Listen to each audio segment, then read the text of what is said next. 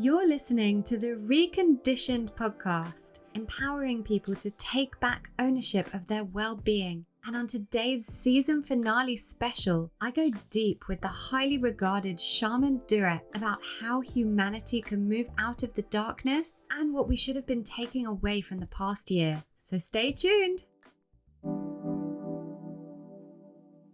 Your personality creates your personal reality.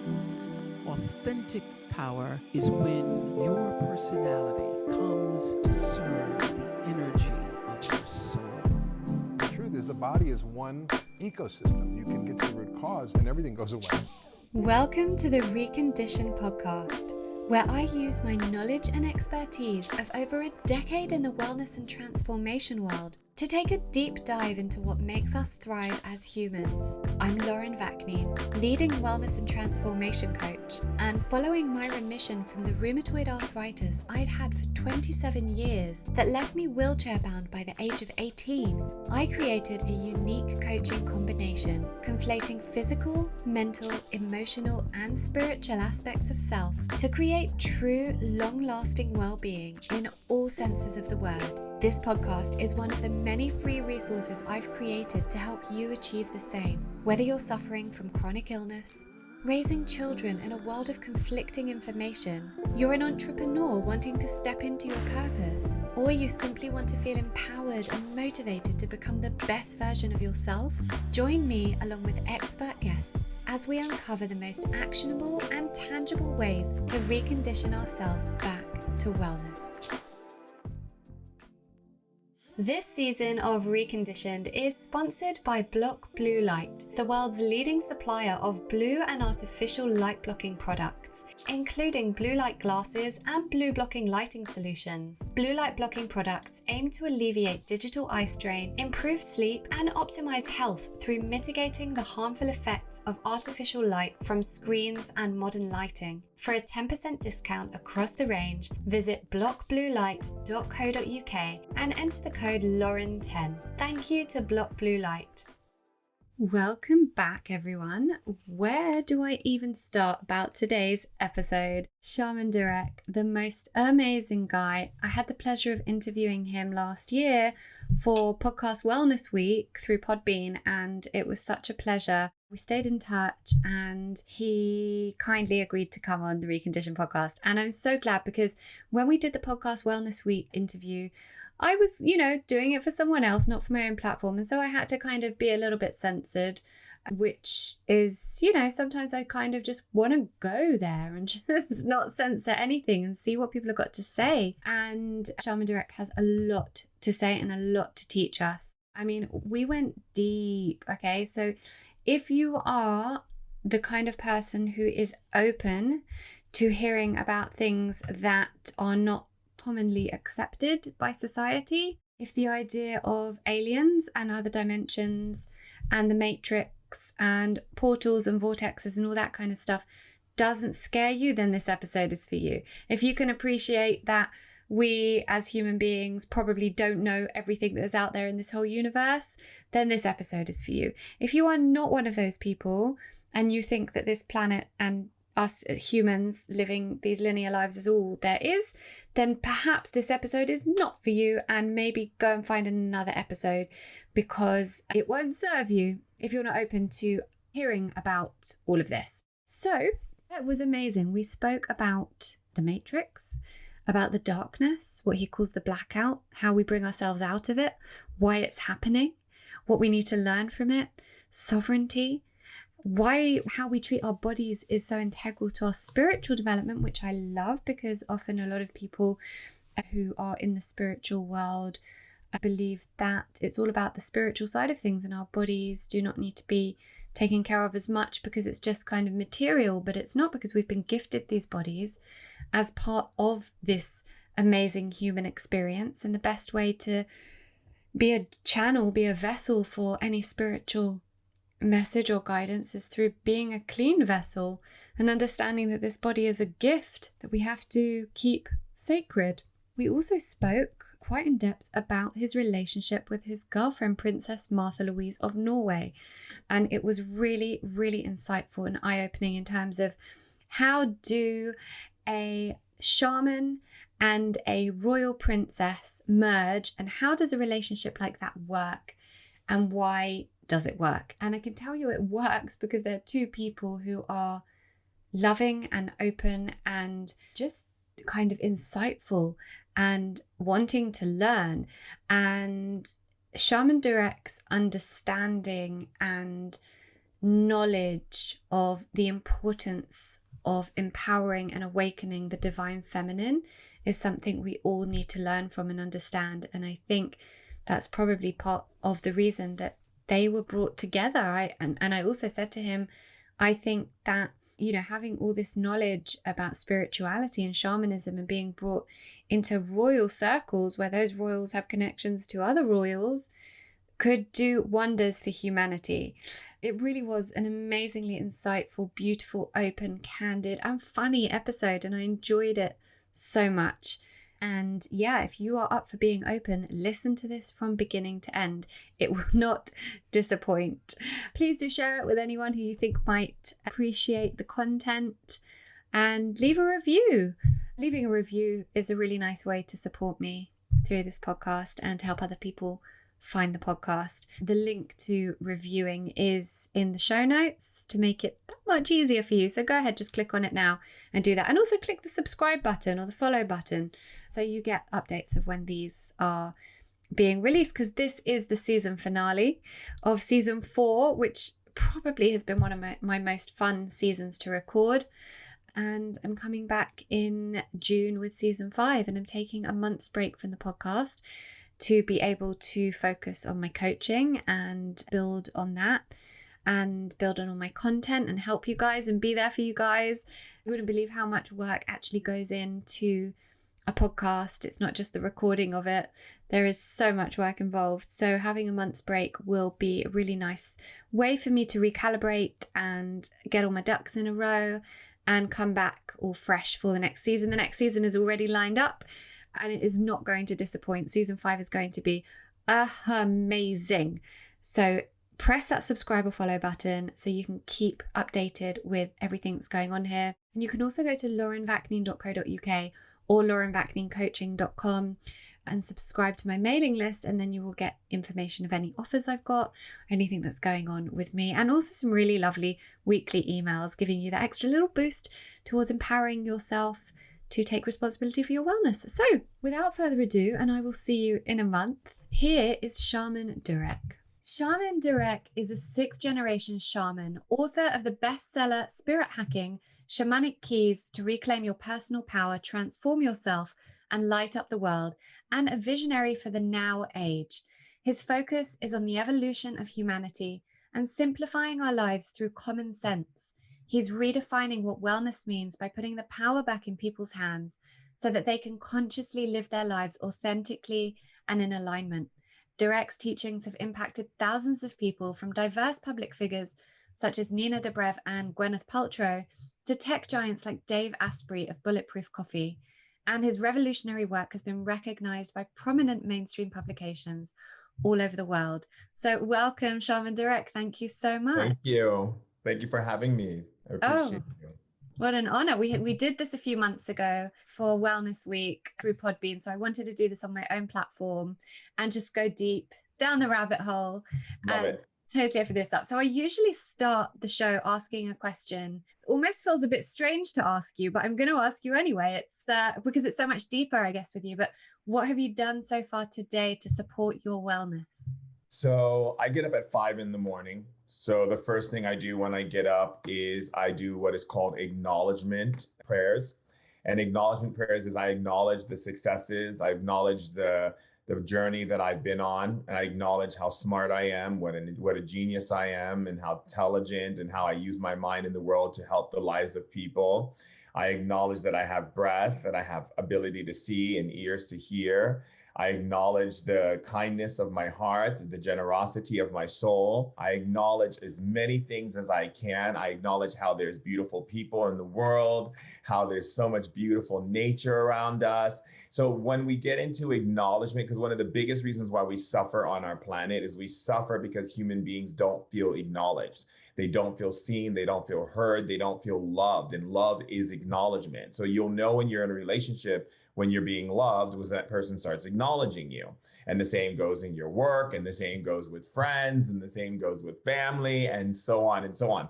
So starting my day with acknowledgement, and then making that time for me to be able to have that space of acknowledgement for myself and acknowledgement for everything else. And then I always start my morning at 5 o'clock with just really connecting into my body. So I'll flush out my meridian system. I'll move my body around and kind of like do some exercise. Anything that I can do to get the blood flowing in my body and start flushing out the metabolic waste. Then I drink lots of water first thing in the morning. I make a nice warm broth that's like either like a turmeric broth. And then I call my girlfriend, of course. And then I start seeing people at 6 o'clock in the morning. Wow, that's early. Yes, I believe getting up at 5 before the sun gives me an extra power to really to move the day.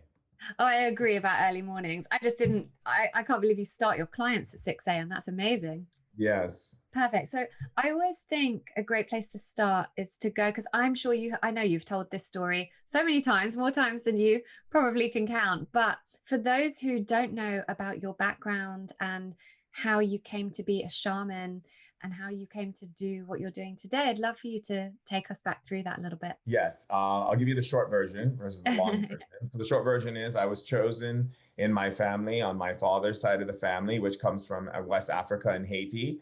And I was chosen when I was a kid by the spirits. Came to me a lot when in my crib, and then started telling me about things that my parents knew that meant that I was the next in line chosen from what my great grandmother and her father and his mother, and I was quoting my father and his grandmother were exposed to in our family, in our shamanic roots.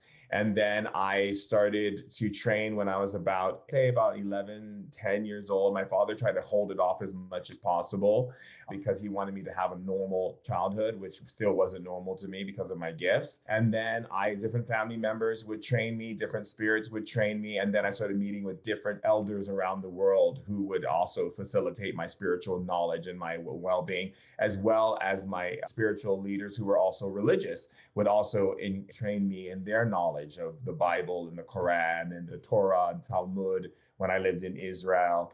So a lot of my journey has been about taking shamanism out of the construct of just my African wisdom, which I was raised in, and then also acknowledging the Norwegian side of my mother's side of the family with the Nordic side, but also bringing that knowledge and studying religion and philosophy and other people's way of observing creation and God, so that I can be a much more adaptable in understanding human development, as well as anthropology and sociology, understanding the dynamic structures of why human beings do what they do based on their systemic functionings, both based on their systemic psychology, the way they operate individually, and then bringing that in with the understanding of wellness from the perspective of human ecology, understanding how people develop themselves within any type of structure. So if it's like an environment, the food they eat, the conversations they have, the community that they're a part of, what's going on a global level through media,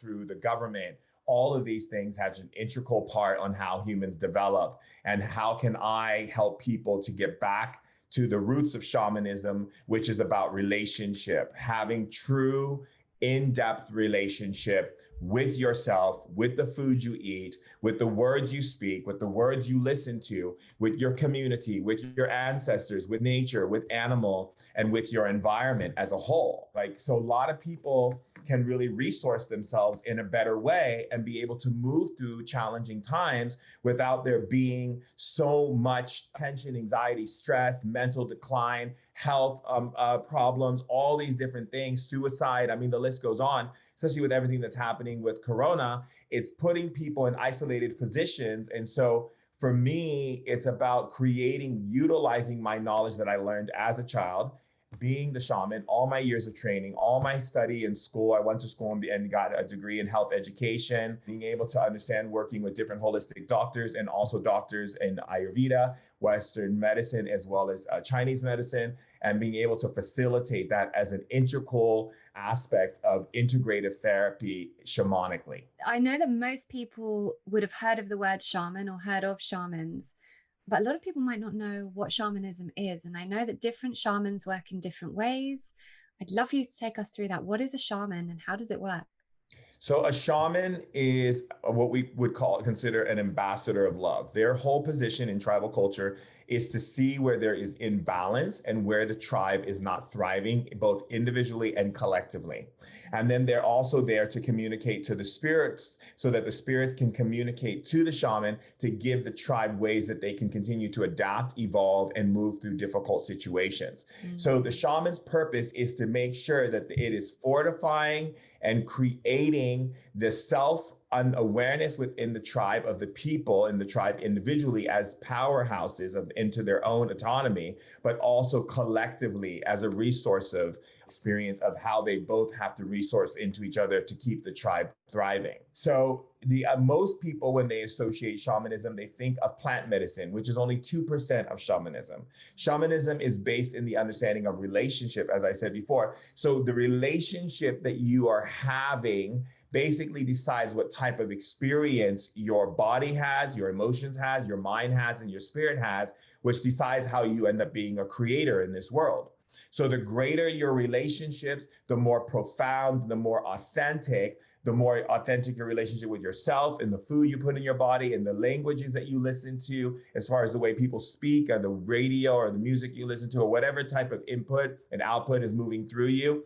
When it's in synergy with love, which is operating at the nucleus of your power, that's when you live your best life. And so that's the role of a shaman. The shaman is there to get you to see all the distractions, all the limitations, all the scarcity, all the fear, anything that you would see as a block or resistance or slow moving energy or dense moving energy. Everyone has a different name for it.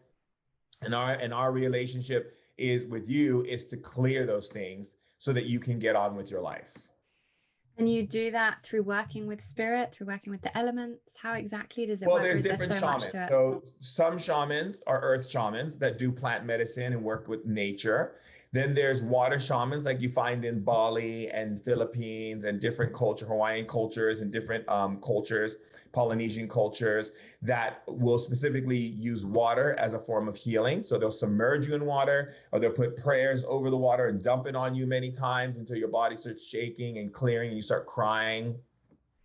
Then there is fire shamans, and they do more like the temazcals, where you go into sweating, sun ceremonies, fire ceremonies, fire dancing around the fire to cleanse your body from the heat, these types of things. And then there is the shamans who deal with air. So the air shamans are shamans who deal with sound and music, song, throat singing, anything from like when you think of like the Inuit throat singings, the Sami people with the yoiking, any type of musical instruments like the Mende tribe, they use sound and induce you into these trance-like states so that they can allow the energies to start healing and poison start coming out of your body. And then there is the spirit shamans, which is what I am, and we connect to energy frequencies and spirits. So I can talk to spirits directly. We build a relationship with them, and then I can ask the spirit, get rid of this, clear this, why are they having money problems? And I'll talk to the spirit of money, and I'll ask what type of relationship you have. And if your relationship is one that is nurturing and loving, or is it like, tug and pull, or is it like you just completely have a really bad relationship with the spirit of money, then it shows why money's not coming in your life. And so, or we look at the spirit of fear, or the spirit of discord, or the spirit of depression, or the spirit of doubt, or the spirit of disease, or whatever, because everything is a spirit in the spirit world for us as spirit shamans. And we address those spirits, and once we clear them out, people get better. Yeah. So powerful. You spoke before about the tribe and kind of the shaman is there to kind of facilitate this healing as a collective. I guess I'm wondering, like, if we had shamans instead of presidents, that might help a lot of things. What I want to hear about your perspective on what's going on right now. Well, first of all, to answer your question, if we had shamans instead of presidents, our world wouldn't have war. Yeah. Because war is instilled in the idea that there is some form of lack of acknowledgement of a culture, a belief, or a certain way people choose to live their lives. And when they don't feel acknowledged, heard, presented, and seen, then they feel that they have a right to retaliate through anger, which is hurt, fear, which is hurt, and begin to go in that way. And instead of us creating an understanding of communication and acknowledgement and engagement, and how can we bring peace into all situations, we retaliate. And so the understanding in what I see in the world right now is that we have an imbalance of the feminine structures. The polarity of the feminine is in balance. And when the polarity of the structure of feminine is in balance, what do you have? Chaos, war, division, fighting, bickering, yelling, disruptive, demonstrative, aggressive energies, because the feminine energy is the one that balances those energies out. But when the feminine energy is not present, then the masculine energy takes over, and the masculine without the feminine is all about competition, domination, and control, right? But when the feminine energy is merged with the masculine comes from a place of, okay, let's bring harmony to the situation, because the feminine is showing me that that's the best route to take. So right now on our planet, we are going through what we call the great upheaval. The great upheaval and the blackout that I talk about in the book is basically a cycle where we have to make course corrections within ourselves individually and then collectively. That means what? That means saying no to any form of abuse. Anyone putting you down, yourself putting yourself down, anyone saying you can't do something, anyone saying anything that lowers your feelings of love, joy, happiness, bliss, elation, self-esteem, excitement, pleasure, anything that suppresses you in some way needs to be eliminated. Secondly, what it's showing is for people to look at what's really valuable, what's really important in their life. Most people have spent a lot of great time of their life distracting themselves with things that aren't really necessary, things that are actually taking up more time, more space than is needed in one's life to be able to achieve higher levels of success in themselves through the achievement of supporting community. So most people found success as an opportunity to create money, wealth, material possessions, and status. What the system wants is for you to stay in that perpetual space. That is the matrix. What spirit wants is for you to get back to what's really important. And it's not about these material things that can burn up in a fire and be gone tomorrow. It is about the sustainability of love, the sustainability of health, the sustainability of stepping into a position in community where your success is not seen by what you own or have, but it's seen on how you help or support another person, seeing their own autonomy and how they can become powerful enough to fill themselves up so that the overflow they decide to give to another person. So it becomes this rippling effect of self-nurturing, self-care, and then putting that self-care and self-nurturing back into community. So if I'm going to take time to love myself, then I'm going to take time to love community. If I'm going to take time to acknowledge myself, I'm going to take time to acknowledge community. If I'm going to take time to say beautiful things to myself, then I'm going to take time to speak into community beautiful things. So as I do to myself through the process of changing through evolution, I also need to share that information with society so that society can also develop into more loving, more generous, more kind, more accepting, less conflicting, more common sense based people that are not held in these very mirrored, duplicit, duality based, dissonant ways of thinking, where every time there's a polar opposite, everyone's trying to decide what side they belong on. When polarity is an illusion created by the system that wants you to believe that there are polar opposites battling each other. So you stay in constant constructs of chaos on this planet. And that's war, that's division, that's hate, that's discrimination, that's anything that limits us from removing everything out of this very dark, dark energy and bringing it into love, into synergy. What I want to know, and this, I mean, I'm kind of going to go a bit deep here, but I I believe in everything you say, and I'm very kind of in a place right now that I know a lot of people are in, where we are seeing this matrix, we are seeing this blackout. But when we say they, the system, who is they? Where is the matrix coming from? If we've got this light and all the spirits who want there to be no polarity and no, no duality, and everything is just one, why is this happening?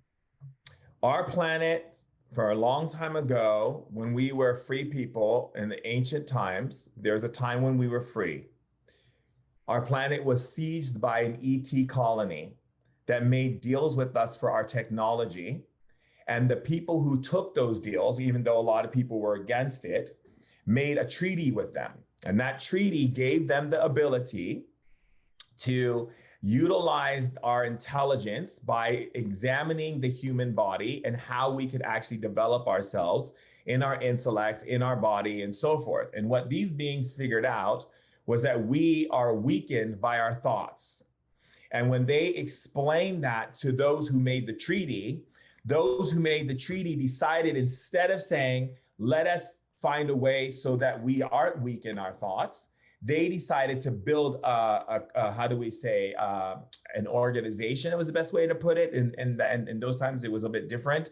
But what they did was they built a group of people who decided that the best way to stay in a position of power and luxury and never having to lift a finger to do anything is to create a hierarchy system. So the hierarchy system makes it so that there's people on top and then there's slaves. But the slaves don't know they're slaves because they think they're just functioning in life. But so the system was calculating an idea of how do we keep them in enslavement? How do we keep them from believing that they are powerful enough to recognize their position? We have to create a God. We have to create a religion. We have to create a God that thinks like a human being so that they can feel the fear of it. And they have to create something that makes them believe that they could be destroyed. So the idea of heaven and hell plays an integral role in the Matrix's plan to keep you from recognizing your power. So that way the moment you believe that God could hurt you is the moment you start hurting yourself and hurting your brothers and sisters. And then people who take on righteous indignations of I'm right and you're wrong, and I'm willing to do this, this, and this to prove it to you, those people are the most enslaved people. But what the system does is make them believe that they're not enslaved by making them enslave others so they don't have to look at their own slavery. So the thing is, those people don't want to leave their enslavement because they're getting certain types of freedoms that they think they're getting and luxuries they think they're getting in order to go and do these acts against their own brothers and sisters. So the system is set up, and the threat to the system is women. The threat to the system are shamans. The threat to the system are witches and seers and druids and anyone who lives in the realm of that goes beyond feeling and the unknown. So the system has created frequencies that every time a person thinks to step outside of what they've been programmed through their institutions of school and everything else, you get this weird thought that you're doing something wrong or something bad's going to happen to you, or that you're not going to be able to pay your bills, or you're going to be laughed at by society and you're going to be an outcast. They set up this frequency by using satellites to beam those frequencies constantly into the earth so that people will never step close enough to the outer boundaries of consciousness where the unknown is, so that you can reclaim your power. So the way they have to get you to reclaim your power is through codependency, by needing what the system can give you. Social services, this thing, that thing, keeping you in a codependent way that you don't even have the ability to get in and research and do your own due diligence and find out what is right for you and what is not right for you. They'll tell you what to eat, what to buy. They don't care. They're banking on the fact that you trust them so much because of your codependency that you won't read the labels. You won't research the companies. You won't go find out about what the CEOs are doing. I mean, you won't even know that the music you're listening to, you won't even listen to the words. You'll just listen to the music. You won't realize that the whole song was a mantra of degrade. You'll be accepting of anything they put into media.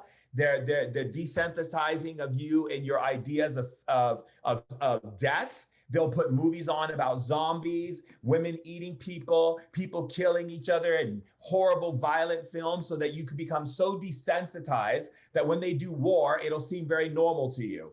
But it's not normal. None of this is normal. No. And the truth of the matter is, what I talk about in my book, Spirit Hacking, is that the whole idea of the blackout is not to have us suffer, but to have us go to a place within ourselves and witness for ourselves the lie that we've been fed over and over and over. I mean, I say in my book, Caesar said it best: in order to keep the people from recognizing what the Republic does, give them the arena and give them cheap bread, and they'll never know what the Republic does. Right. And it's so frustrating and that's why we're all being censored right now. And this is because why would something that I say, or anyone who's kind of calling out, like you say, the CEOs, like look up the CEOs, research what's going on in these companies, read the ingredients. What is that ingredient? The people who are calling that stuff up are being censored. And I always say to people who are opposing the stuff I'm saying, well, why would they need to censor me or all these other people? Like, why do we need to be censored if there's not, if there's no control? Period. Yeah. They're using it as a way of saying you're a terrorist of other people's minds. They're saying that you can be putting bad seeds into the minds of people that would have them rile up against a system that they don't want anyone to rile up against. But then again, if they're doing nothing wrong, then why would anyone need to rile up against them in the first place? You see, the key element here is to censor the people, stop them from talking to each other, get them in such disarray that they require more codependent things to provide for the people. That's why I'm very strong into Bitcoin. I'm very strong into being on BitClout, which is, if you guys, you can follow me on BitClout. I'm very much into decentralization of money and assets, because they keep printing more money. They keep giving more checks. And every time they do, the value of money goes down, and it's going to keep going down. They're doing this on purpose so that they can dry us out, so that we become these very hungry, thirsty human beings that are like, please help us. And the key element is to operate in autonomy. That's why I get involved in decentralization. That's why I get involved in like speaking to people such as yourself, who of like mind are speaking about the things that people don't want to hear. Some people rather be in a cage, as Nelson Mandela said. People love their cages. You can put a key in someone's prison and say, here's the key to get out, and they will never use that key. Yeah. And that's actually a really good analogy for just giving people, health information, or saying, hey, if you do these things for yourself and take responsibility, then you'll be okay. But a lot of people don't want to do the work involved. And that, I know that's what you're all about. That's what the whole ethos of this podcast is, empowering people to take responsibility for their own well-being. I know that's how, that's kind of what you live by to an extent as well. I have so many questions from what you've just said. I want to kind of crack it all wide open. Absolutely, let's do it. Okay, so the first thing is, we talk about they. Now, what I want to get to somehow, and I hope I'm going to make sense, is, right, so this ET colony, this happened, right? And first of all, let me ask, let's go there first. How do you know this? How does this come to you? Because in African culture, ETs were very connected to the first people of the African tribes, the Zulu tribe, the Mende tribe, the Yoruban tribes, the Ashanti tribe. all of the African traditions have ET knowledge written in all of their ancient African shamanism and wisdoms. So, you know, one of one of the things in the African culture that was very strong in the Zulu tribe is don't defy the sky people. The heck is that? Don't defy the sky people? You know, and it shows it in all of the cultural understandings. If you look at Aborigine culture, they have it in there. If you look at the Sami people, all of the different cultures and tribes of the ancients have this knowledge of these beings. Yeah, but then what they tried to do was make these like sensationalist movies to make us think that it was too crazy to acknowledge. And there will be people listening to this going, that's a load of bullshit. I don't, you know, how can we believe in, you know, aliens? But this is the thing, like, why are we so presumptuous, so egotistical to think we are the only beings in the entire universe? Well, because that's what the system wants you to believe. That's why they mirror it from you. They know there's other beings. They know what exists out there. They don't want you to know. And also, if you go in the Bible, even the Bible talks about it. In the book of Genesis, it says, the Towers of Babel is a perfect example of the ET colony, the way that they treat us.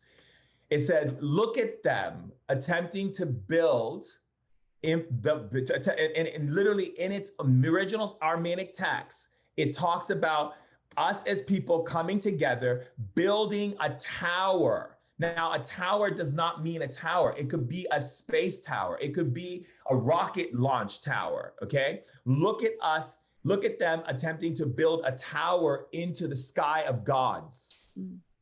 Let us go down there as gods and confuse their language and send them scattering amongst the earth so that they will never attempt to be able to have this power ever again. You're right. Now, this is in the Bible. Yeah, I remember learning this as a kid. This is in the Quran. This exists in all cultures.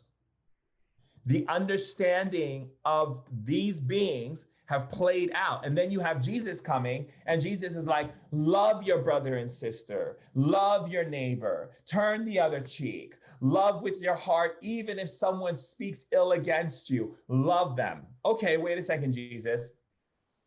You're saying that's what God is telling you to say?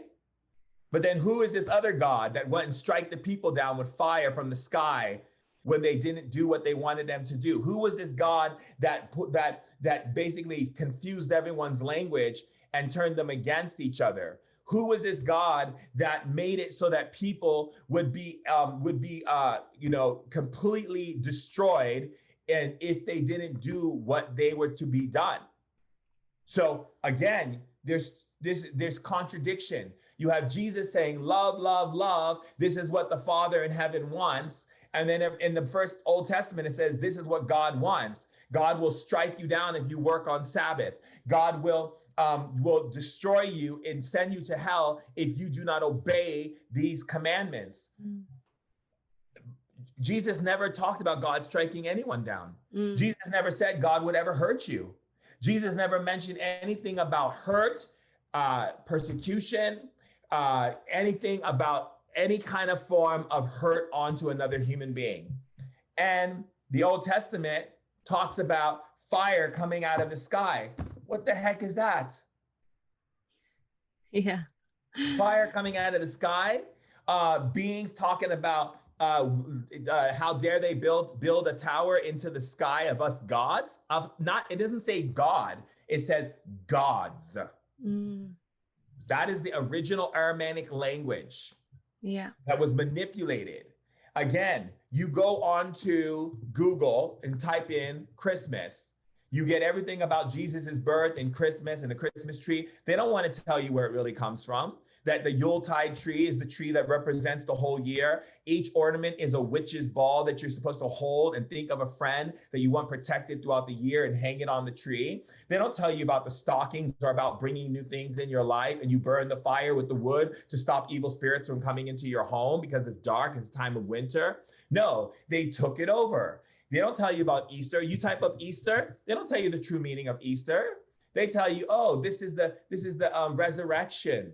They don't tell you that Easter came from the festival of Astra, which is goddess Astra, the keeper of the rabbit and the egg, the fertility egg and the rabbit of truth. And it tells the whole story about where it comes from.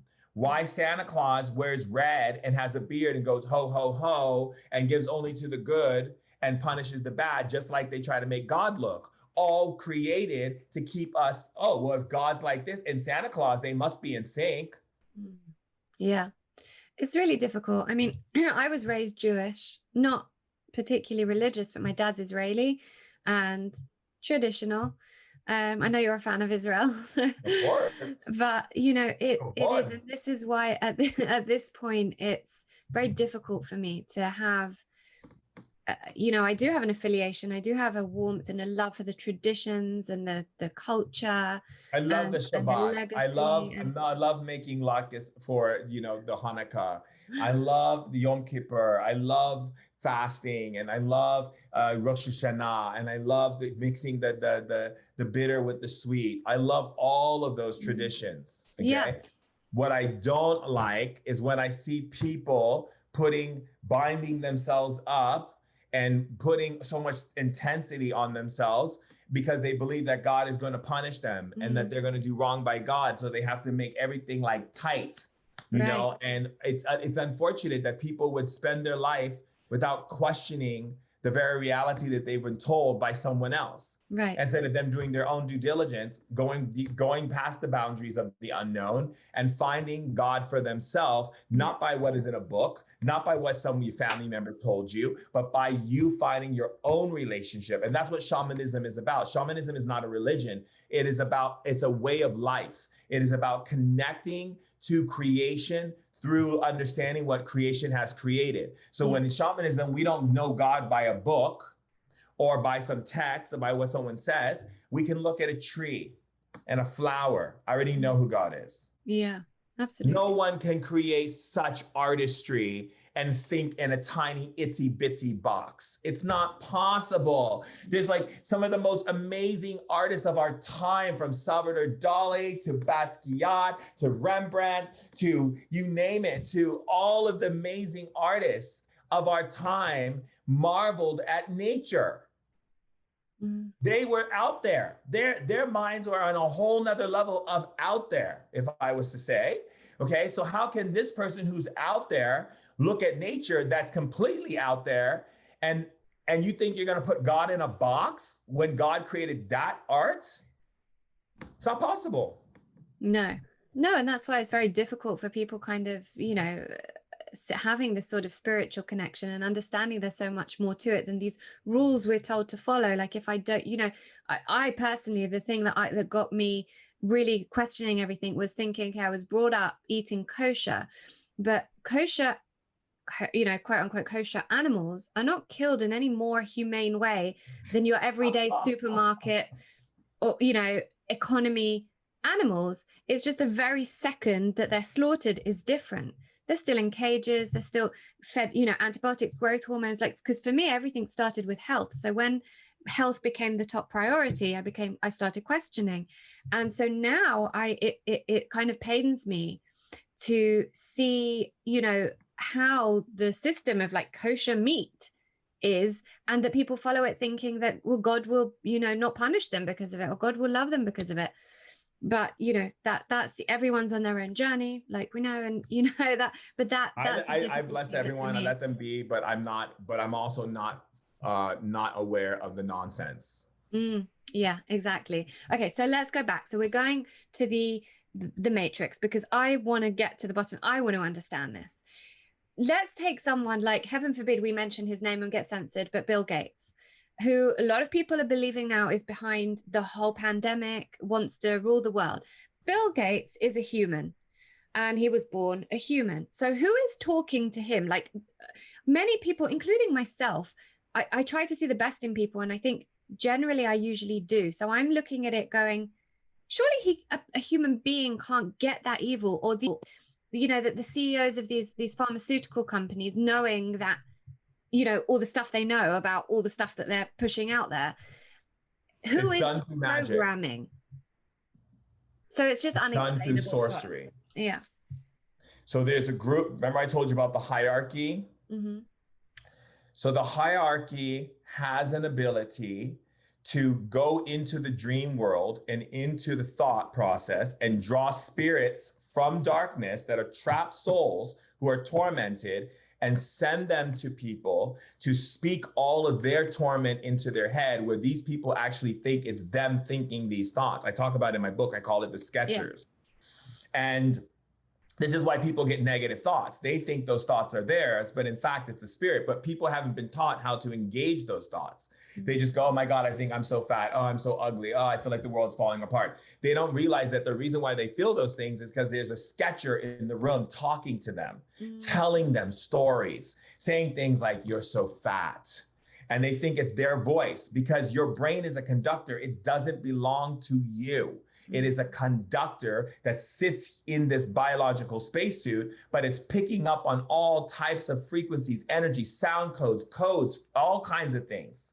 I mean, the things that it picks up on is absolutely amazing, what people are going to find out in the future of what it picks up on. Yeah. You can be sitting next to someone and they're thinking negative, and all of a sudden you're thinking negative because you're picking up on their brain waves. Yeah. Again, all of these things, we have to stop going in, and every time we hear a voice in our head going, that is what we are thinking. So, but they know that these politicians, these people like Bill Gates, they don't have the understanding of what we're talking about, of being brainwashed. So they're already brainwashed. So they're so brainwashed and so ingrained in their need to feel power that they'll never listen to someone tell them they're brainwashed. So they just keep acting out these thoughts in their head, and they don't realize that the system of the hierarchy, which is the ones who want to stay in power and be eternal and all their little crazy things they're doing, are basically manipulating them through magic, which we shamans and witches and ancient ones who've been passed down the helm from their ancestors have been told to only say certain things at a certain time, or the mob will come against you. And said, so we wait and we feed the mob very slowly information. Certain shamans will give certain plant medicines to get people appropriated to be able to see beyond their constructs, and just little. And then nature is doing it as well with the pandemic and everything that's happening. Nature has its own way of allowing things to happen. Of course, the spirits can block these things from happening, but they don't want to block it because they know that this is not a thing to hurt humanity. This is a way for those who want to leave the planet, you can get off and go home quick and easy. And for those who want to stay, you're going to have to actually do the internal love that is required for you to be the external love to society. So are we in that place right now then, where the people who like you say, this is too hard for them, they need to just get off the planet, obviously as a conscious, not like in their everyday human minds, they don't know that, that's the decision they're making. Not in their precognitive, not in their prefrontal mind, no. But right. Subconscious mind, yes. So how do we, so is that kind of going to see a great, we're seeing a lot of stuff going on right now, and whether you want to believe it's from what they're pushing out or whether you want to believe it's from the virus, a lot of people are going to die. And a lot of people are dying. A lot more will as well, because there's another plague that comes. Yeah. Well, yeah. And so are we just kind of, is that part of what we need to go through right now? Do we have to let that unfold, or is there a way to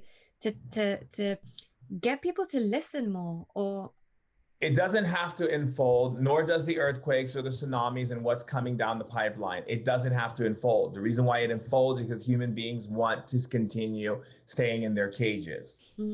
They want to continue having certain type of what they think life should feel like and be like. They don't understand that in ancient times, when a tribe would be in a certain place, living their life on nature, eating, sharing, dancing, music, having children and whatnot, sometimes nature would shift and an avalanche or something would come, or some kind of unforeseen thing, and they would have to migrate and reset up their thing. We have become so lack of the ability of understanding of what it means to have human adaptation, that we have become so fixed on the idea that because we have these homes and materials and jobs and whatever, that we're secure. We base our security on material promises and material possessions. And so this is why these things are happening, because spirit is trying to get you to see you are fine without these things. You can pivot in any way you need to. You're always going to be okay no matter where you end up. If you're living in London, England, if you end up in Kathmandu in the future, the point is you're going to be fine. The fact that you based your whole entire security of anchoring yourself into these things is what's causing you the pain. What causes people pain and adaptation is their inability to adapt. Yeah. They holding on. Oh my God, I don't want to, everything is falling apart. Let it fall apart, let go. And then all of a sudden, what falls apart is supposed to fall apart. And then you will have something new rebuilt. But people don't want to go through those experiences. They don't want to go through rites of passage of life and death, death and rebirth, death and rebirth. They don't want to have death and rebirths. They want everything to be peachy keen. Everything is fine. They don't want to get their knickers in a bunch. They don't want to feel things fluffing them, fluttering them, or creating any kind of distortion, because they don't understand that distortion, pain, and suffering comes from you holding on and not letting go. We'll be back to the episode really soon, but first, a quick word from our sponsors, Block Blue Light. So as a busy mum and entrepreneur, there are days where I have to work into the evening, and this means being at my screen way longer than I'd prefer. So a while back, I invested in a pair of blue light blocking glasses. Now, if you've never heard of blue light blocking, let me give you a quick rundown. Natural blue light from the sun boosts our mood and alertness, but technology has meant that we're now exposed to so much artificial blue light from screens, devices, and all modern lighting, and it's really affecting our health. Artificial blue light disrupts our sleep, interferes with our hormones, and causes digital eye strain, which can lead to long-term eye health issues. Now, I've been wearing my blue light blocking glasses for a while, but it was in the second lockdown when I was homeschooling that I decided to get a pair for my 5-year-old to protect him from the amount of screen time that was required for his learning. And he now wears them anytime he's at a screen and if he's watching TV after dark. We got them from Block Blue Light, who are the world's leading supplier of blue and artificial light blocking products. I chose them above some of the other brands because they're dedicated to delivering the world's most optimal and science-backed blue light glasses and blue blocking lighting solutions like light bulbs. Some benefits you might notice instantly are improved sleep, less headaches, less migraines if you suffer from them, less eye strain, and a genuine boost in your well-being as your body adjusts back to its natural circadian rhythms. And let me tell you, since wearing these glasses, it's the first time in his whole 5 years that my son has slept past 7 a.m. And my most recent revelation with Block Blue Light has been their fit over glasses, because I wear glasses for TV and computer and was finding it hard to wear both. But the fit over glasses are designed to slip right over your normal glasses without any heaviness or strain, so you get the best of both worlds. So to check out all of Block Blue Light's incredible health boosting products, including day and nighttime glasses, blue light blocking light bulbs, and 100% light blocking sleep masks to help you into a deeper sleep, visit blockbluelight.co.uk and use the code Lauren10 for a 10% discount. That's blockbluelight.co.uk and use the code Lauren10. Thank you to Block Blue Light. I resonate with that so deeply because I think this past year has been, I think we've been missing that because we've been in the fear so much. So my husband and I sat there and we said, you know what this year has done to us, because we haven't been in the fear for even a second, it's put us into a deep introspection of I call it deep observation. Right. And it's like, okay, who are we? What do we want from this life? And really pushing ourselves out of our comfort zones. And like you say, we're going to have to adapt. So we want to move somewhere else. We want to get land. We want to be able to be self-sustaining. And the amazing thing, grow your own vegetables, absolutely, grow your own food, farm to table, learn how to build your own water source, learn how to be able to be a functional human being. Yes. Well, this is my husband's dream, to kind of go off grid and be able to do all this stuff. But the amazing thing also, you can see it from the fear, or you can see it from kind of where I'm sitting right now, which is the amazing thing about technology in one way is it has connected those of us who are like-minded to be able to inspire each other to do these things. So I am meeting and speaking to and have loads of colleagues all around the world who are doing these things, and we're kind of all inspiring each other. And so this deep introspection has allowed us to do that. And so you've got this polarity between the people who are in the fear and just think that everything is not within their control, and that there is this thing, this external thing coming to get them, and they have no control over it. But what I keep saying, and I can't see this as being some sort of coincidence, is that of all the people I know, and I'm part of a big network in the UK for natural living and holistic living, natural parenting, that kind of thing. Of our whole network, none of us died. None of us got sick.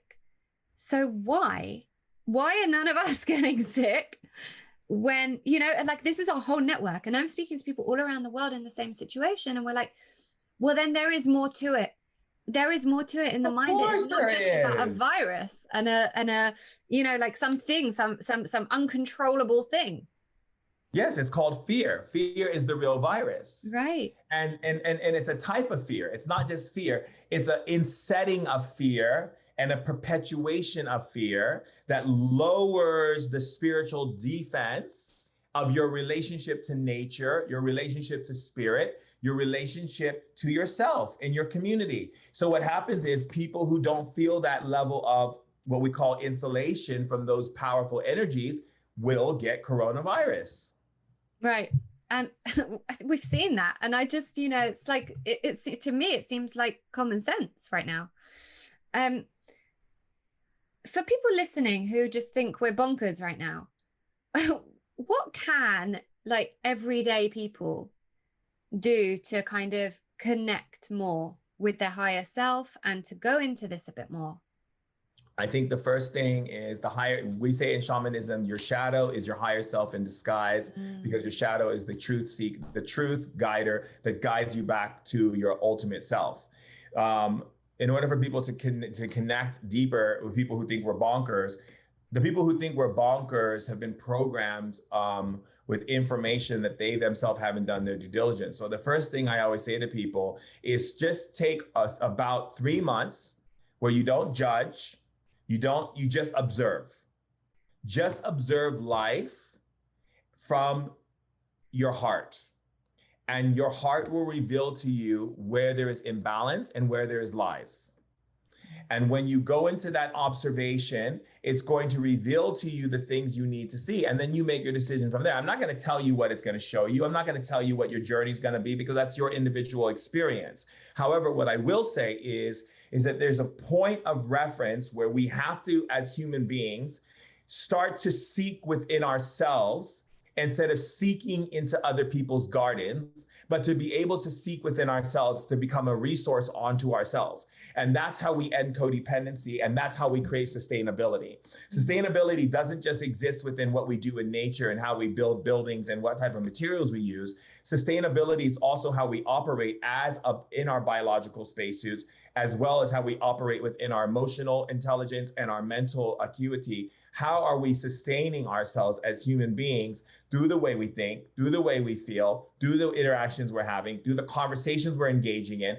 Are those conversations sustainable to the energetic field? Yeah, so true. Just taking a minute to absorb all of this, because I just love it. What I did want to ask you is, I want to talk about plant medicine for a minute, because it's become kind of a thing, like a, you know, everyday Western thing to go and seek out a shaman and do plant medicine. And for those who are unaware, you know, stuff like ayahuasca, San Pedro, you probably know. I don't know much about it, so you probably know way more. What is your opinion on that, or your perspective on it? Should everyday people do this to reach higher levels of consciousness? Or, because I spoke to another shaman. I had a shaman on the podcast, Chloe Garcia Ponce, a Mexican shaman, amazing woman. And she said that she felt like plant medicine was there to be imbibed by tribe people who had the support of the tribe around them. And I'd like to hear your views on that, because I know lots of people who have done it and had amazing experiences and felt very much like it had put them onto their path of ascension. So I'd Yeah. love you to. So I think the key element here is understanding that each individual person is what we say individual, right? And so everyone has a different biological disposition, and everyone has a different way they handle certain energies and frequencies and so forth. And I don't say plant medicine is for everyone. I think that the responsibility of the shaman is to remind people that in tribal culture, when they're taking medicines, they have the tribe there, they have nature there, which was and the ancestors, which was a huge support system for them to be able to process through things very easily and effortlessly without having any major type of situations that can occur. Because in Westerner way of life, the aggressive markers that are constantly affecting one human being versus another is so different than someone living in a tribal situation. The amount of stress, anxiety, inflammation, deterioration, over a toxicity, over too much metabolic waste, too much imbalance in the microbiome, too much imbalance in the way the body is receiving energy. The systemic system is off. The body cannot get into a homeostasis because it's constantly been bombarded both mentally, emotionally. The food is chemical based, you know. Now you take a person who's got all of that and you bring them into a situation with plant medicine, which is basically going to blow open those doors. For some people can't handle it. Some people go into anaphylactic shock. Some people will go into a worse situation than they were in. And some people will come out of it with this awakening and go, I saw why I did what I did. I understand it now, and I'm ready to move forward with my life in a deeper spiritual way. And then there's other people who become codependent on it. And they come out of it and they say, okay, I got to go back into it. And they come out of it, I got to go back, I got to go back, I got to go back. And they do it over and over and over. And they abuse the spirit of the plants, of the way the dieta is set up, why there's a dieta and why the elders created that. Was because it's about introducing you. In shamanism, everything's about relationship. It's about introducing you to the plant and the plant being introduced to you. As this beautiful union is taking place, the plant is learning about your body, about your chemistry, about your everything going on, so that by the time you take the plant, you're in sync with it. But what's happening now is you have people who are just going, learning from these shamans, and then administrating these medicines themselves and calling themselves shamans, which they don't even know anything about shamanism. I've met so many of these people who claim to be shamans, and then I go, okay, so what's the first principle of shamanism in all tribes? They don't know. What happens when someone goes into anaphylactic shock? Where do you push on their body? They don't know. Why does someone hold on to abuse and trauma? How come they don't let it go? No information. Yeah. When there is someone who's bipolar, it's prescribed, diagnosed by a Westerner doctor, what does that mean in shamanism? No clue. I want the answer to all these questions now. I mean, seriously, none of these answers can be answered because they're not shamans. So they're just learning about the medicine. They want to make money off the medicine. And then they want to feel that they're doing good for people by bringing them to the medicine, but they're not looking out for the people. They're not looking out for their health and well-being. They're not looking out for their mental well-being. And they're not looking out for their spiritual well-being, and as well as their physical well-being. What they're looking out for is seeing someone have an amazing experience and be like, thank you, brother. Thank you, sister. Mind you, that person returns to the Western world and it blows up their circuits because they're like, what is this? That's why when people go to Burning Man, they have to go to decompression. They have decompression parties because people are so filled with love and hugging and sharing and everything. And then they come back into this world and they're like, ah. So they're like, oh, we're having a decompression party. Oh my God, thank God they're having a decompression party. Yeah. But no one's creating decompression for people who are taking plant medicine. They take it, they go, they come home, they're back in the craziness of buzzing sounds and cars and taxes being due and all these different things. That's not how it should be done. And so they should be taking time. in giving people a certain amount of months of recovering through eating, through food and diet, through exercising and connecting to nature, to slowly being introduced back into society, which then creates a wellspring of how that medicine has truly helped you to grow. And I love how you talk about the body and the need to kind of eat healthily. And, you know, over the years, I have met people, you know, claiming to be spiritual, who have this idea that if you're kind of really connected to spirit, then the body doesn't matter. And I've heard you speak on this before, and I'd like you to go there for a minute. Yeah. So for me, the body is a part of me. It's a spirit. And if I'm going to say I love myself, then I'm also going to love what I put into my system. So like for me, the way I eat soups a lot. I'm a soup person. So I eat vegetable soups, like really like very like not overly cooked soups all day long. That's what I eat. And salads. Even in California? Yeah. Soups and salads and water. That's my diet. That's what I eat. It's mostly all vegetables and vegetable soups and lots of water and some coconut. I don't like to put in things that I don't know where it's come from. Processed stuff, even these new meats, these new Beyond the Meats and all that are still processed. So again, it's how much are you consuming and why are you consuming it? And are you doing your due diligence to realize that anything that has come from a grocery store doesn't necessarily mean that it's edible. Yeah. So do you ever go for dinner? If I go to dinner, I'm very specific about where I eat. And my friends know it. Like I usually like to go to like raw food restaurants, restaurants where I know that they have a certain ethics on the way they make their food and how they source their food from local farmers. So I don't just go to dinner. Right. Like people don't just say, oh, Shaman Durek, we're gonna go to dinner. I'm like, no. I like literally go and say, I'll tell you all the restaurants I can eat at, and then you tell me which ones you're comfortable with going to. And if none of them work, then we just have dinner at my house or your house.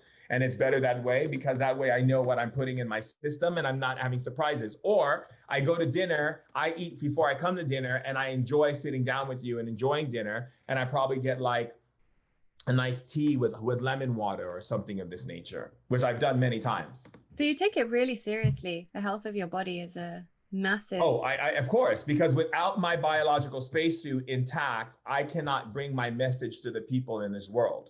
So I have my lifestyle is very much indicative of 5 o'clock, wake up, do my rituals, 6 o'clock, take my first thing, 3 clients, interviews, TV stuff, whatever, 1 hour nap, wake up, work out, sweat for 1 hour, get all the toxins out of my system, go for a hike, walk, something. And then anything I have to do, if I have to do like a TV spot, or I have to do a talk, or I have a group meeting with friends, connecting with friends, then I set those things up in bed by 10 o'clock.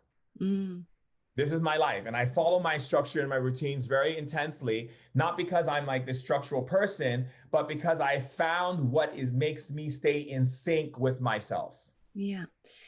I want to ask you, you did mention your girlfriend earlier. How does that work in a relationship? Because do you have to compromise any of that to make a relationship work? Because you're going to come across another human being who's been raised in a totally different way. And, you know, does that work in a relationship to have all your ways of doing it like that?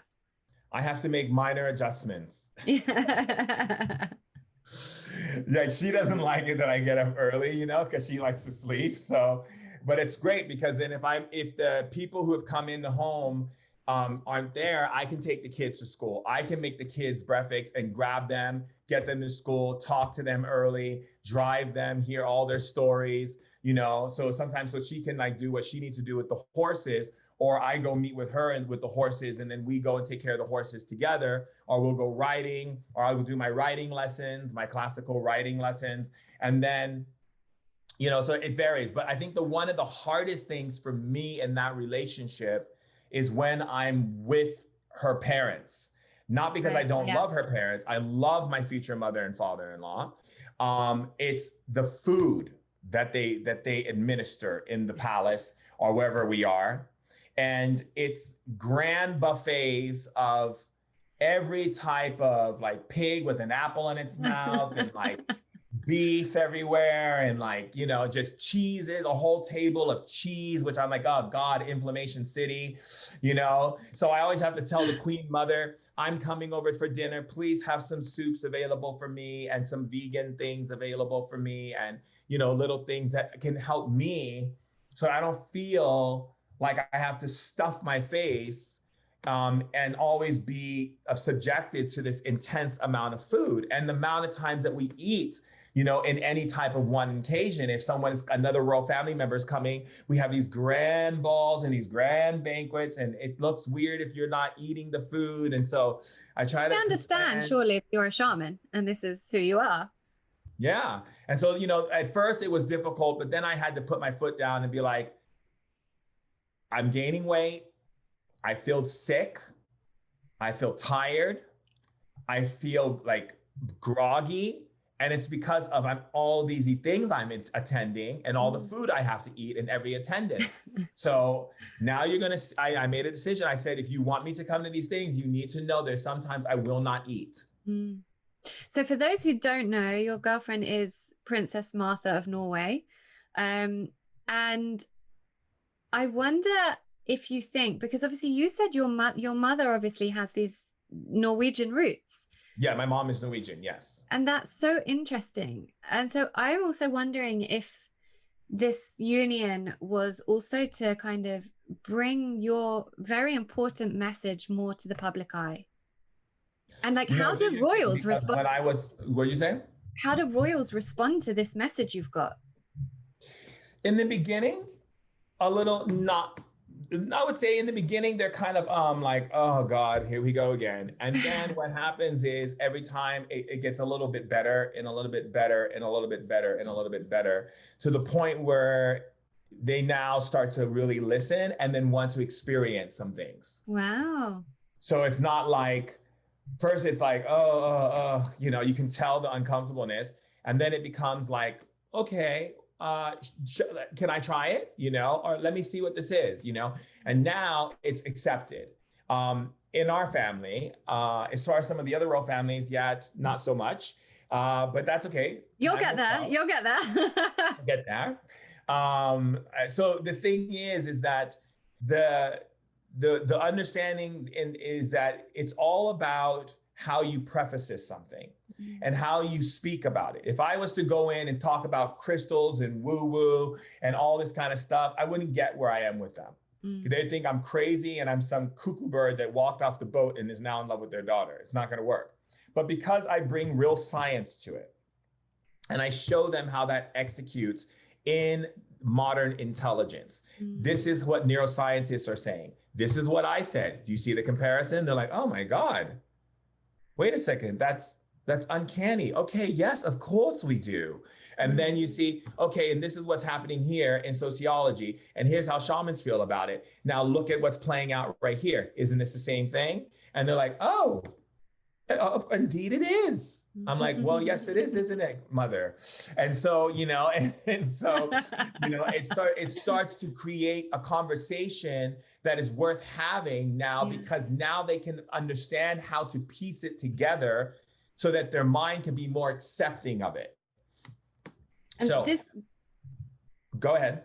No, I was going to say, this is what I meant by, I feel like there was such a deeper reason for you two being brought together, because, you know, okay, now it's the Norwegian royal family, but they're, you know, all connected. If the British royal family starts practicing, I mean, I know they use homeopathy, but, you know, if they get to the point where they start understanding these, you know, who knows what can happen to the matrix. It's true. And I have access to all of them. Right. And they're all my father-in-law's cousins, you know, and my girlfriend's cousins. They're all cousins. So they all talk. So every Christmas we get all the family letters from so, you know, honoring Martha and I and the kids, and we get it from all the different royal houses. It's Merry Christmas, Shaman Durek, Merry Christmas, blah, blah, blah, blah, Princess Martha, blah, blah, blah, blah, you know. Of course, they don't call me Shaman Durek. They call me Durek Verrett because that's the cordial way. But I'm saying Shaman Durek because that's what I want them to call me. But the point I'm making is that when we are in those circles, even if they're uncomfortable. What I love about my girlfriend is that she's a radical. She's willing to live without restraints. Yeah. And that is so powerful to just sit back and watch her. I just love watching powerful women honor their space, their intelligence, their sensuality, their sexuality, the way that they move and talk and share with the world, the way she is with her children, the type of mother she is. It's everything to me, you know? Like when we are in our home and I watch how she's there with the kids. That's one of the things that made me fall in love with her was she was so open-minded. She was so humble. When we first met, she didn't come in like, you know, when we started having dates, she didn't show up in like these big like drivers driving her around. She didn't want that. She had someone in a Prius driving her around.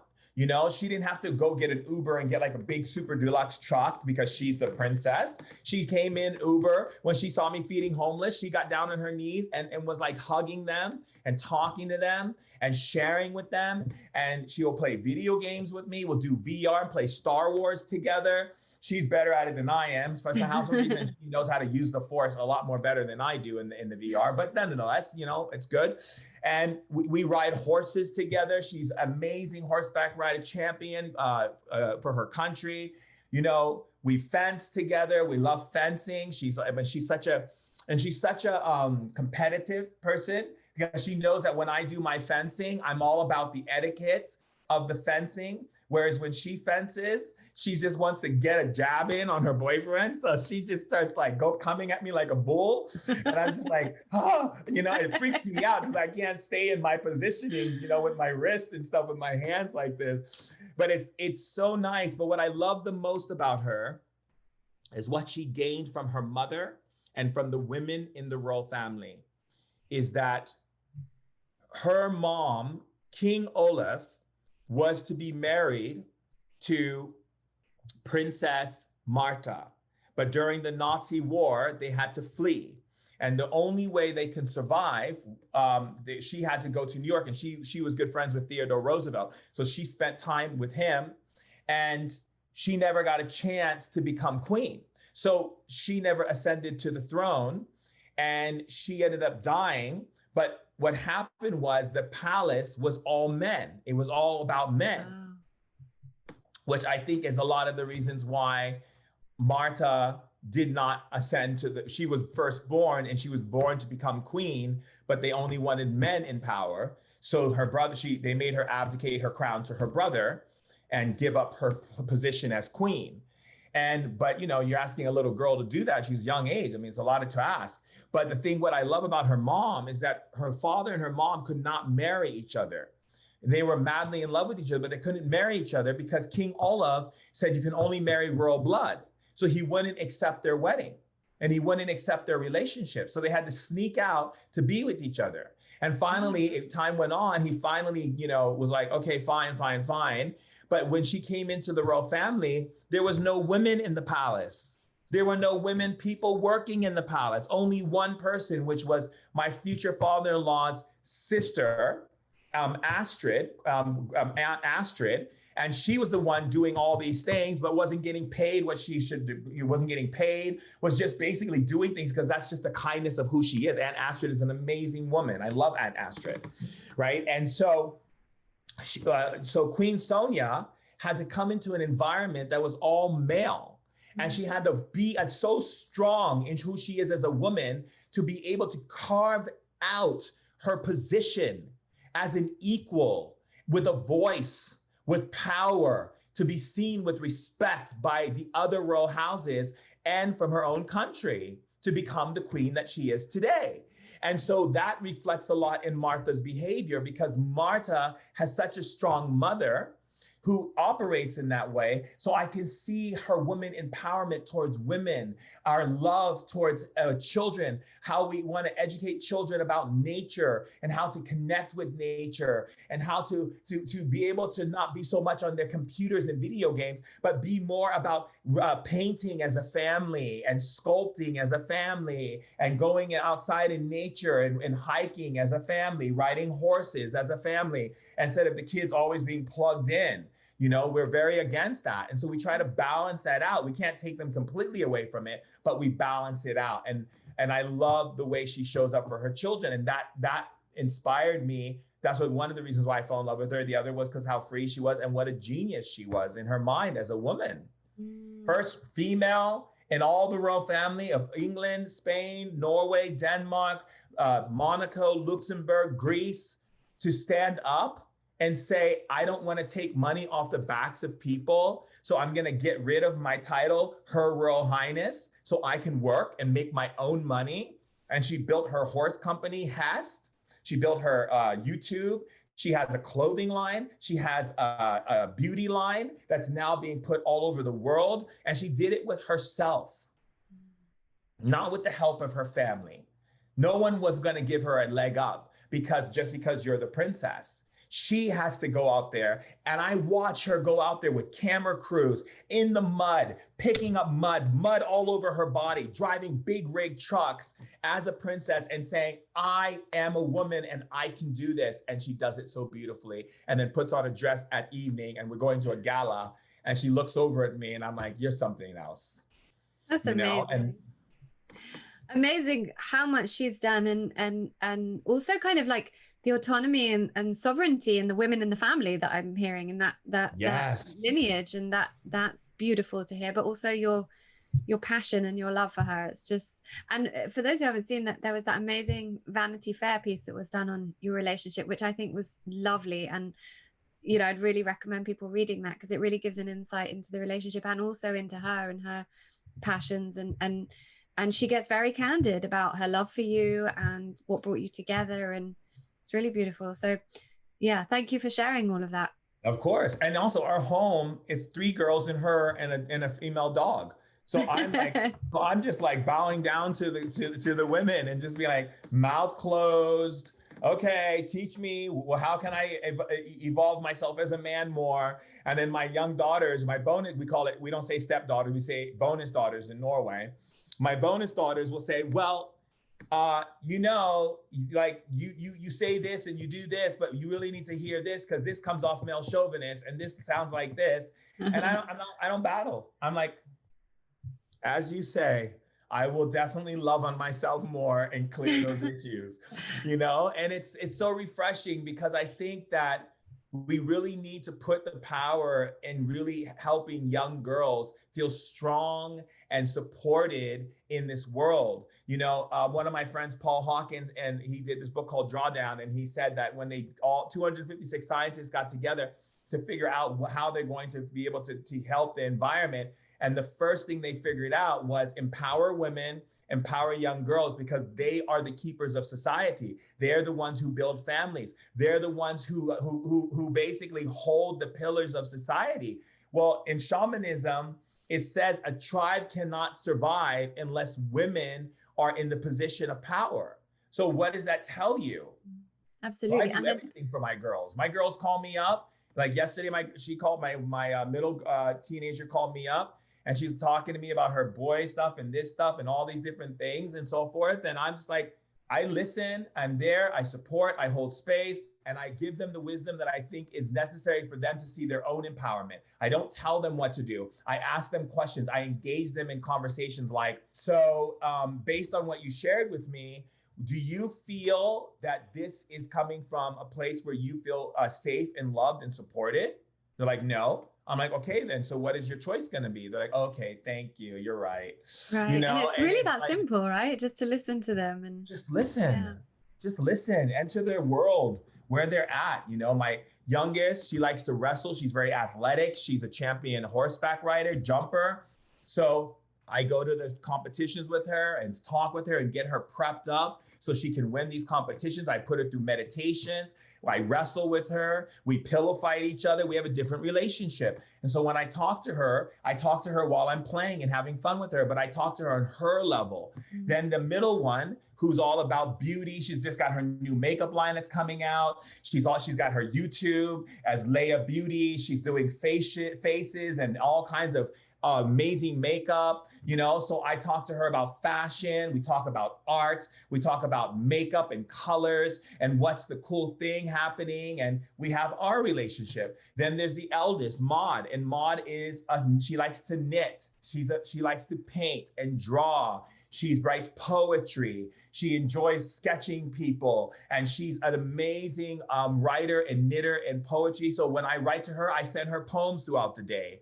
I write her poems and she writes poems back to me. And that's how we communicate all the time. It's beautiful. I love your kind of support and your belief in empowering the divine feminine. It's something I feel very passionately about. I have a whole module on it I have a group course for women, and because I agree. I didn't know that about shamanism, but innately I feel that the world cannot operate in the way it's going without this balance of the masculine, feminine, and the feminine needs to be empowered. And all the women that I see, all my clients, most of my clients are women, and every single problem seems to stem from the same thing of I am not enough, and that comes from not being in their feminine power.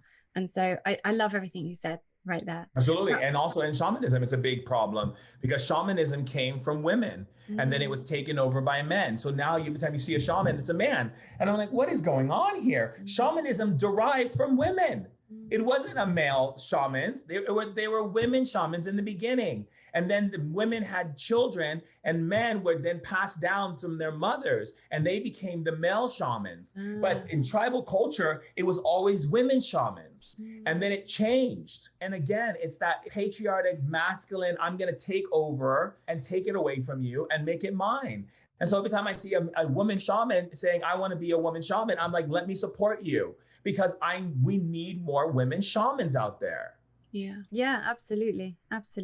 So I was going to say, before we go on to the All About You segment, the quickfire, I was going to say, what would your parting message be? I'm thinking now it's going to be something to do with empowering the feminine, but maybe I'm wrong. Maybe it's... No, you're absolutely right. I think that right now what we can do is to constantly lift the feminine in any way possible. And that means like even microfunding, any way we can put money back into women's hands, ways that we can support women's visions and dreams to becoming more manifest, ways women can get together and start creating what we call covens again, like the ancient times when women had to come together and they would have these covens, even if it's a tea ceremony or intention group, or if it's a magic group, or if it's a women's I love my body group. I don't care what group you create, just create it. Yeah. The more that covens are developed, the more the planet's going to heal. If you're a man, start supporting women, start listening to them, asking more questions, stop giving them your opinions. And most importantly, do not do this to a woman. Do not diagnose a woman. No woman wants to be diagnosed from a man. That's the worst thing you can do. Ask her questions, engage conversations, don't argue, don't bicker, and get into a space of you are in my life and to learn. I'm here to remember and learn from you as we are to each other and to create this beautiful symbiosis. And I know we can do it. I know it's possible. I do it in my own relationship and I have the most amazing relationship. We don't fight. We don't bicker. We don't go into those nonsenses because there's no need for power play. I respect her power. She respects my power. I've got something to say. She has something to say. If we don't agree, we throw it up in the air and we let it go. And then we wait to see which one falls. And we're like, oh yeah, you were right. I don't know what I was thinking. And we start laughing about it, but it's not like I need to win over you, this information, And I think if we realize the feminine nature of nurturing has to be at the forefront of human society. Beautiful. And human consciousness. Just thinking about what you said about if you have a disagreement, and I'm just thinking I'd love to be a fly on the wall in a room where there's a disagreement between a shaman and a princess. Yeah, I mean, she's a princess. So sometimes she has her princess sides that come out. And so I watch and I always say, I'm like, oh, hello, Princess Mata. And I'll see her put her hand to her chest and say, well, in my opinion, I'm like, oh, here she is. Hello. Shall I go and fetch your crown, my dear? I love it. And we start laughing. I love it. Okay, so like I told you, I do this all about you thing, just a few quick fire questions to get the listener to know the guest a bit better. Although I think we've got quite a good idea of who you are. So the first one is the fill in the blank, which is wellness is realness. Okay. What have you had to compromise in order to follow your path of shamanism? Being loved. Wow. But you got there. If you weren't a shaman, just a regular guy, what career would you like to try? I would like to be a doctor. Wow. Okay. And I could see how that would go. What are you most enchanted by in a person?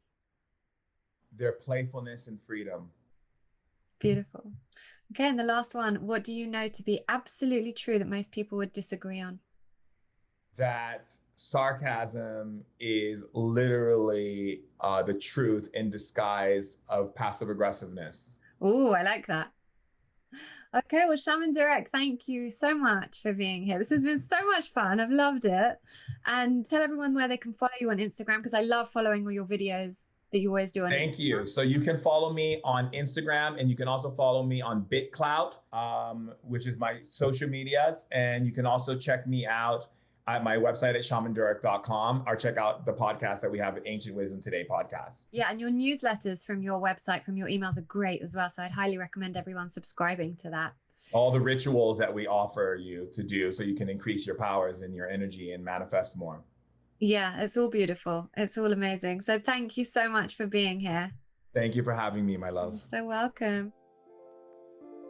Thank you so much for choosing to listen to Reconditioned today. I'd be so grateful if you could subscribe and maybe even leave a review if you enjoyed this episode. And better still, if you could share with friends and family who could benefit from the content, that's what I'd really love. I just want us to share the love so that everyone can understand how to use an integrative approach to life and health. For more free resources, visit laurenvaknine.co.uk and laurenvakninecoaching.com.